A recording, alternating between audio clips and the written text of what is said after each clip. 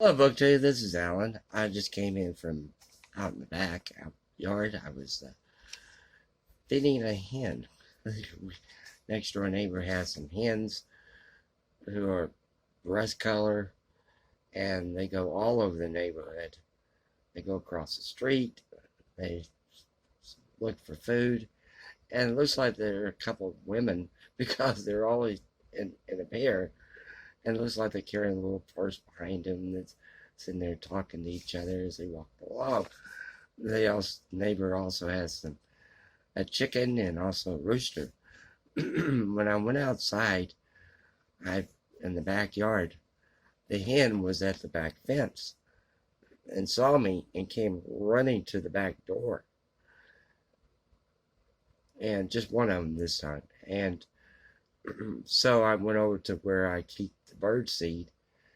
And when I turned around, I had held the bag close down towards my leg, my thigh, and the hen just jumped up and started trying to peck at the bag, excuse me.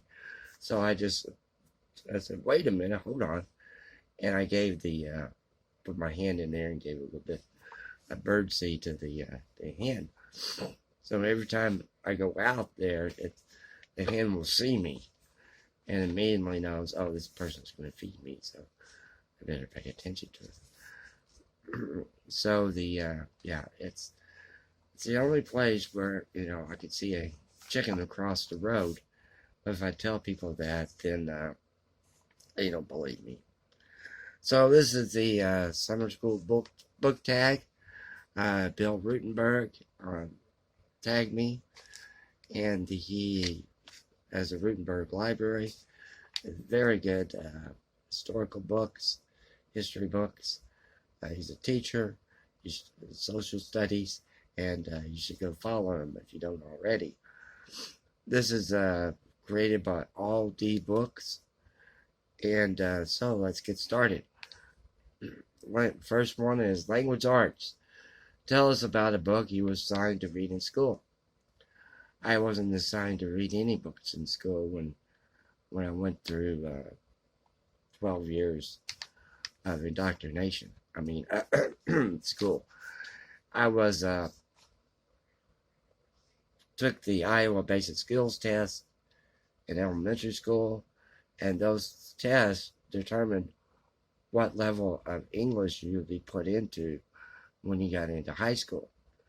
So I was put into a remedial English class where we weren't assigned books, we weren't assigned to read, we did not learn about the principles of English grammar, and I didn't learn that until I was about 20 years old, and I learned it by myself. So question number 2, math. When will I ever use this again? Question mark. Share a book in which the characters needed math skills.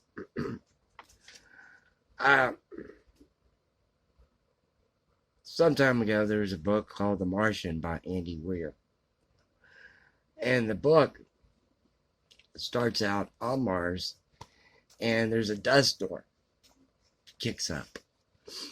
So you have scientists, engineers, chemists, who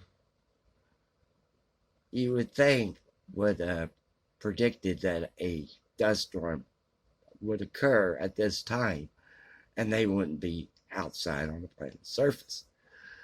Second, you would think that they would already know that a dust storm occurs on Mars every so often. And so instead, they got scared, and they ran to their lunar module and took off to be jeepers out of there. So if you could see an engineer, just go up behind them and say dust storm, and they'll be scared and drop their coffee and stuff like that. But anyway, they leave somebody there on the planet, and this person goes inside this person makes it inside their little capsule that's still on the planet there. I don't know what you call it, their living quarters. And he sets off seeing videos and reading magazines, and said, "Oh, these people don't like me," and griping angry about these people who want to go along with. He didn't care about these people. They're all snobby and everything. Of course, it just say dust storm. It'll scare him. So anyway, he comes up with the idea because he's going to be running out of food, and he starts to calculate. He found some potato seeds and starts to calculate in this area of a greenhouse, which wasn't destroyed by the dust storm, amazingly. And he sits there, calculate the area, the radius, the circumference, the x, the z, the coordinates of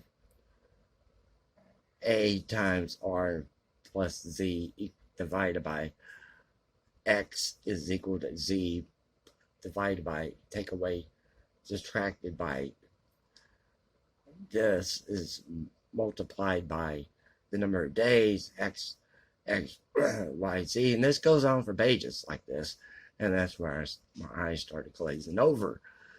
So, so the answer to the question, when will I ever use this again? When you're ever abandoned on the planet Mars by some strange people who are scared of dust storms. Question number 3, science. What was the last science-related book you read? This was a very hard one for me. I could not think of any last science-related book I've read. I mean, I might stretch it some and say battles, because battles involve science.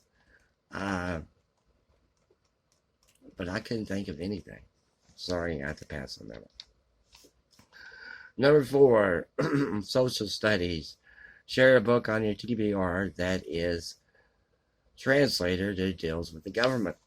So, I'm going to go with American government. Excuse me.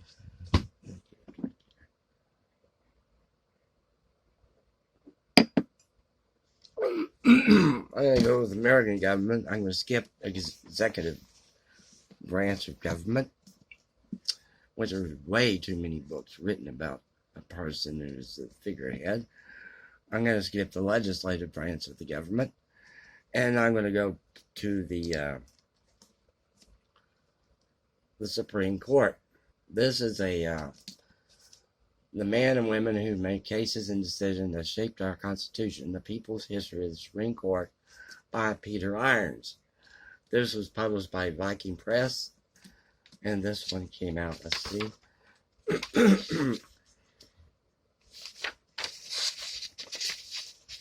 This one came out in 1999. Peter Irons has written extensively on the Supreme Court, the U.S. Supreme Court, and I think that everybody should have a copy of the Supreme Court decisions or Supreme Court itself. This starts with the very founding of America, the United States, and starts with Section 1, with establish a perfect union, and Chapter 1 is morally sinful by the word of God of all colonial era and his treatment of religious dissenters, women, blacks, and Indians. And then it goes on to Section 2, which is the Constitution we're expounding. The court is now sitting. The first sessions, and you have the Hayburge case, which started in 1792. Now, these are laws that everybody lives by, and yet they're attacking the president. Go figure. And then you have certain cases. You keep going on till 1842. So it just gives you a whole overview of American history throughout the laws and the what was passed by the Supreme Court. So Section 3 is justly lawfully be reduced to slavery. So you had the Dred Scott case, and you had the Slaughterhouse case, United States versus Frenchake, and then it continues on past the Civil War, and you have socialism, which begins in 1877, socialism, populism. And then you have different workers' rights, Sedition Act, Free Speech Acts, and then you have different things about the Red Scare and the Great Welfare in the United States, the Great Depression. So it just continues on throughout American history. And this goes up until the case Planned Parenthood versus Casey in 1992. And the court divides over abortion, flag burning, and affirmative action. This book also, by Peter Irons, also gives you, as in the back,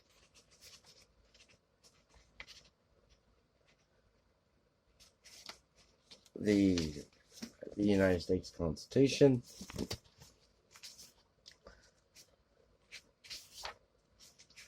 and there are different amendments to it, and it has a list of the justices of the U.S. Supreme Court, and other reasons in depth. So this is the People's History of the Supreme Court by Peter Irons. He did write he did have an oral history. Most significant oral arguments made before the Supreme Court since 1955. May it please the court. And that one, I had a cassette tape of that one, and it's the first time ever that's ever done in the Supreme Court that you heard the voices and they're in the different arguments since 1955. So yeah, so let's go on. Numbers 5, explanatories. Which category of extra non-core classes did you take the most in high school? I took a lot of trade courses. I took wood shop, drafting, metal shop, plastic shop. I did terrible. Each one, my my toolbox that I made in wood shop started like this and ended up like this. Yeah, and so, but one of the things that's interesting is that in those different trade type classes, you never saw anybody that were A students or B students.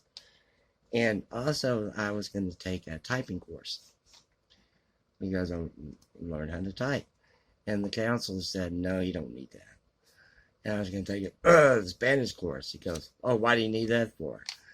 And basically, since I was a middle, kind of a C student, just above average, they treated me like, oh, you're just going to flip burgers at McDonald's. That's the only kind of job you need. But if I was an A student or a B student, they would have treated me, counselor would have treated me differently. And that's just the way it goes. Number 6, Common Core. Share a good pairing of nonfiction with a fiction book. So I have 2 of them down here. And they both have the same title.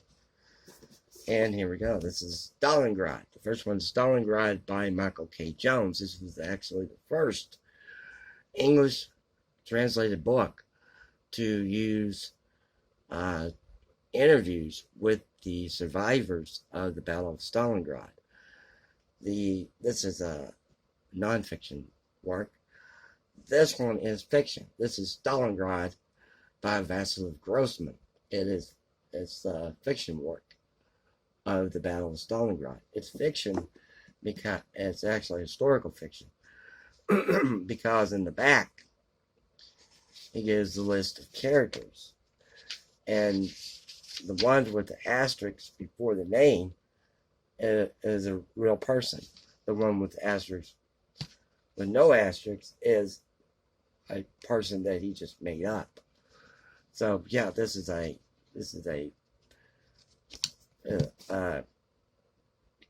fictionalized history of the Battle of Stalingrad. It's good. It's really good. In fact, the prequel to this, sorry, the sequel to this one is Life and Faith, which came out earlier than this. This came out last year. And that book is one of the best movies. It's on Prime Videos. One of the best movies about the Battle of Stalingrad. This one was by New York Review of Books, and this was by Pen and Sword. And there's a guy, on YouTube called Stalingrad. His channel is called Stalingrad Battle Data, and he has written a book, 2 books actually, on Stalingrad. He posted the other day a listing of every book with the name Stalingrad on it, and it came up to about 60, and it was the nonfiction. But apparently, then the nonfiction worked in the Battle of Stalingrad. But he picked this one also as nonfiction. This one is not. This is historical fiction. So this one it's very good. I haven't got to it and haven't read it yet. So there we go. And that's my 2 books for question number 6. Question number 7. What was the last topic that inspired you to seek out books you can read up on? Well, I was watching, excuse me, I can get a book. I was watching Todd's Bernstein Bookcase, and he was doing a bookshelf tour, and of his ancient Roman and ancient Greek, and also of ancient Egypt, and Middle Eastern area. And I made a comment. I said, well, I don't have any books on ancient Rome or ancient Greece, and I have to do something about that. So I was, and he mentioned this author, Michael Grant. So I went on to 8 books and ordered 3 books because they had a sale, and they ordered 3 books by the author, Michael Grant. And one on Greece, one on Rome, and another one called Jews in the Roman World. The next day, one of the books was canceled, and a couple of days later, another book was canceled. I go, what's going on here? It's like, and they said it's basically like, eBay. When you go, they have sellers who post pictures of their books on this books, but they also have, the seller will also have, sometimes the seller will have, their shop will be open. And so the book that they showed on the A-Books website, and somebody orders that book, but somebody comes into the store and buys that book, then they have to cancel the order, even though they showed it on the A-Books website that they had the book. Instead of just holding the book, oh, I can't sell this book, it's on hold, I gotta send it to a person somewhere. And yeah, and it actually, and the A-Book said that it actually ruins their reputation when they do that, just canceling books like that. So anyway, I got this one, the Michael Grant, the Classical Greeks. I have not opened this yet, still in the plastic cover. Yeah, I'm excited to see this. It's practically brand new. Very good condition, perfect condition. So, there you go, and that's it. Question number 8. What subject would you teach if you were a teacher? I would social studies, and more in particular, American government, and also uh, American government versus another, like Russia's government or the government in England, and just have a comparison between the two. I also have a comparison between capitalism and socialism. Question number 9. Share a photo from your school days. Well, I was the last one born in my family, so what happens when the last one born in your family? They run out of film. So that was it. That's the summer school book tag. If you haven't done this tag, I encourage you to do it. I'd like to thank you for the new subscribers. Thank you for the comments. And y'all have a good day.